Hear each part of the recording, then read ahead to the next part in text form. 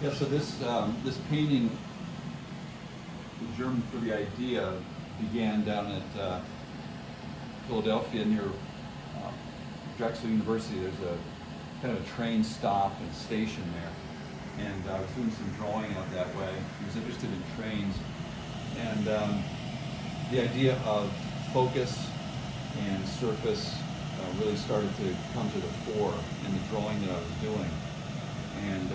And also this notion that I've been thinking about for some time and working with, that we're not set, we can certainly move about, and the way we see is not dictated by a fixed point. So in this, I got up very close to the chain link fence, and it becomes disproportionately large in relation to what's behind it. And it also goes in and out of focus rather readily.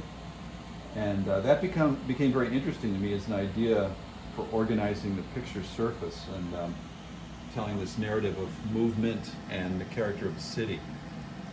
Cities are a lot of things. They're grimy, they glisten, they're cold, they can be stark, they're geometric, they're interesting, they're varied. They have lots of different ages in them, which I find interesting as well. So this painting is opening a doorway to exploring some of those kind of relationships, and in particular, relationship of light to these things.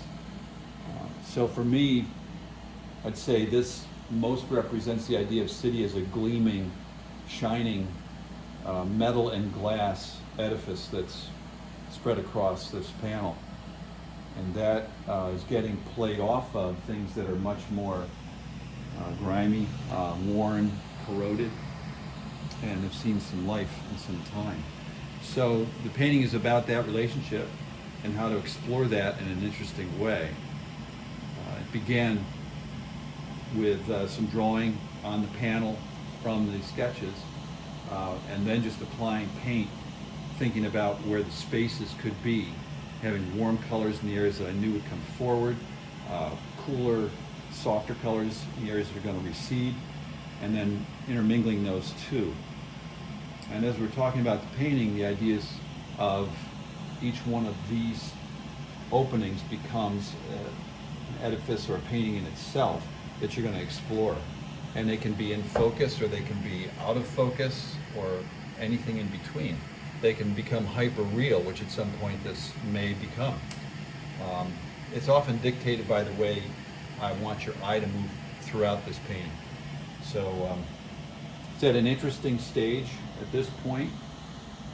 It'll change character significantly when I heat it, which we'll see at some point. But for now, I'm just playing with planes of color and just orchestrating the space that way. Having this in front, this in very front, and then this, and then this, and then move your way back through the spaces. Yesterday I was out running, and where I run, there are these kinds of tracks and these sort of I-beams that are in between. So I got to see some things that I was remembering from here. The way the color shifts from top to bottom. Very often down at the bottom part, there's, for some reason, whether it's corrosion or what, there's a significant color and value shift. So I'm playing around with that a little bit and seeing what I want to do. Also thinking a good bit about what light can do.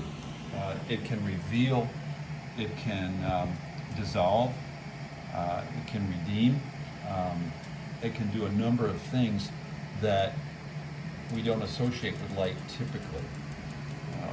Certainly we need it to see, but I love the idea of light disrupting form and taking it to another place. So I've written down on top there the idea of gleam. It's a quality of light that I would like to maintain in this work. Thinking about the difference between gleam and shine, strong shapes, soft shapes, the character of what it's bouncing off of. And then this other idea of pound of feathers, pound of lead in the composition. This being the pound of lead, and how much feathers does it take to balance that off? And then interrupting that lead with feathers has an interesting way of playing with that. So it's playing with tensions in composition as well. So that's what's currently going through my mind as I'm working on it. I'm very aware of the qualities of the wax as I put it on and as I heat it or don't heat it. The layers that may come, what will happen as I really hit that with some strong heat. And all of that is sort of an indirect way of approaching this thing. And it's exciting and freeing to work like this. Some of this is extremely thin, almost down to panel, and some of it has gotten pretty robust and thick.